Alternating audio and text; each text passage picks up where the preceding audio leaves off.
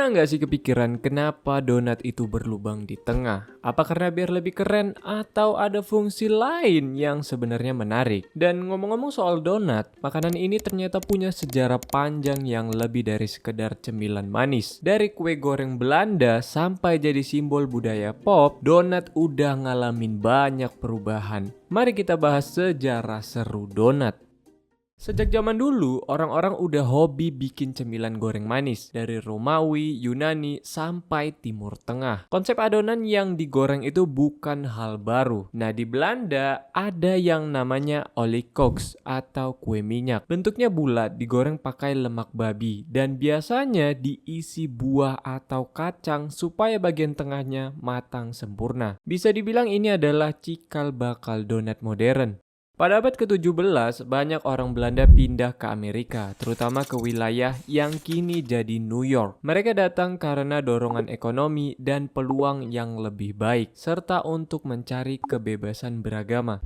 Belanda mendirikan koloni New Amsterdam di tahun 1624 sebagai pusat perdagangan bulu, tembakau, dan rempah. Selain membawa harapan baru, mereka juga membawa tradisi masakan mereka, salah satunya resep oliekoeks, yang merupakan bola adonan goreng yang diisi buah atau kacang supaya bagian tengahnya matang merata. Bagi mereka, oliekoeks bukan sekedar cemilan, tetapi juga merupakan simbol identitas budaya dan kenangan akan kampung halaman. Walaupun Inggris kemudian mengambil alih New Amsterdam pada tahun 1664 dan menggantinya dengan nama New York, orang-orang Belanda tetap mempertahankan resep oliekoeks. Dari sini, tradisi kuliner tersebut berkembang dan memasuki sejarah kuliner Amerika.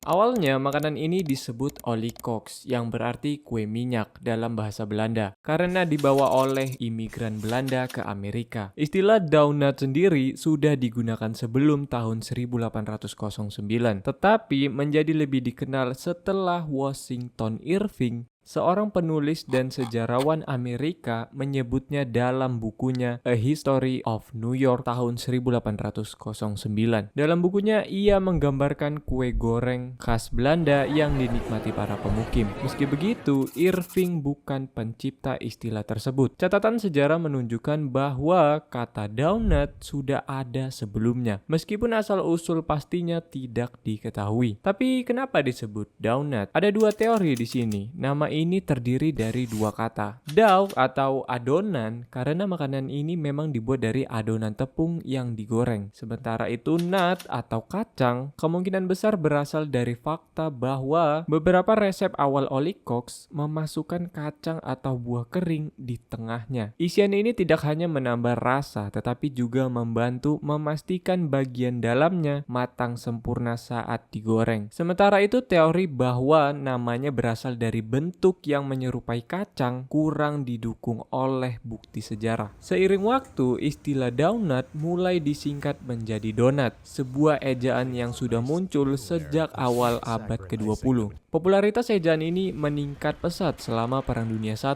dan setelahnya, ketika donat menjadi makanan yang identik dengan tentara Amerika. Namun, istilah ini semakin mendunia setelah Dunkin Donuts menggunakannya sebagai bagian dari branding mereka sejak tahun 1950.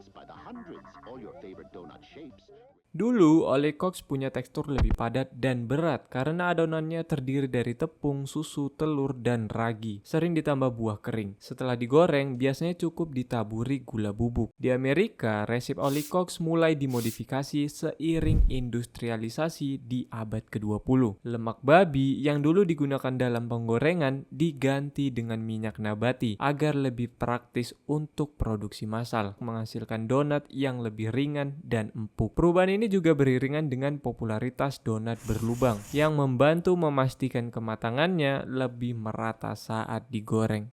Lubang di tengah donat itu bukan sekedar estetika, tapi solusi biar adonan bisa matang merata. Sebelum ada lubang, bagian tengah donat seringkali masih mentah. Awalnya, cara mengakalinya adalah dengan menaruh isian seperti kacang atau buah kering di tengah. Lalu ada cerita tentang Hanson Gregory, kapten kapal Amerika pada tahun 1847, yang konon menjadi orang pertama yang membuat donat berlubang. Katanya dia melubangi donat agar bisa ditusuk ke roda kemudi kapalnya, sehingga bisa makan sambil mengendalikan kapal. Tapi meski kisah ini menarik, sejarawan menganggapnya lebih sebagai mitos. Lubang pada donat sebenarnya berkembang sebagai solusi teknis, karena tanpa lubang, bagian tengah donat seringkali tidak matang dengan sempurna saat digoreng. Tapi ya, seiring berkembangnya teknik memasak, donat sekarang bisa matang merata tanpa harus dilubangi.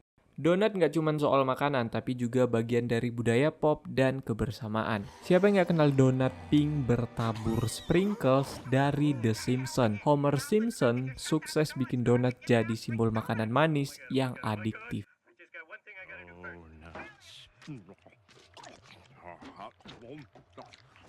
Hey, Homer, slow down. You're gonna choke or something. Don't tell me how to eat donuts.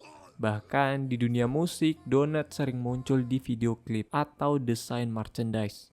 Di Amerika ada National Donut Day yang pertama kali dirayakan pada tahun 1938, dibuat oleh Salvation Army untuk mengenang donat lesis, para sukarelawan yang membagikan donat kepada tentara Amerika di Perang Dunia I. Donat telah menjadi bagian dari banyak perayaan dan tradisi di seluruh dunia. Sekarang donat udah berkembang jauh, ada yang dikemas jadi makanan premium dengan topping mewah, bahkan muncul donat hybrid seperti cronut, croissant plus donat. Versi gurihnya pun mulai dinikmati, misalnya donat keju atau donat dengan daging asap. Dari kue goreng sederhana sampai jadi simbol budaya global, donat terus berkembang dan tetap dicintai banyak orang termasuk aku. Gak peduli bentuknya gimana, donat selalu bisa bikin hidup lebih manis kalau pakai pemanis. Jadi lain kali kalian makan donat, coba pikirin lagi, apa kalian lebih suka yang pakai lubang atau yang tanpa lubang? Tulis di komentar donat favorit kalian apa, atau mungkin ada cerita menarik tentang lubang donat di daerah kalian.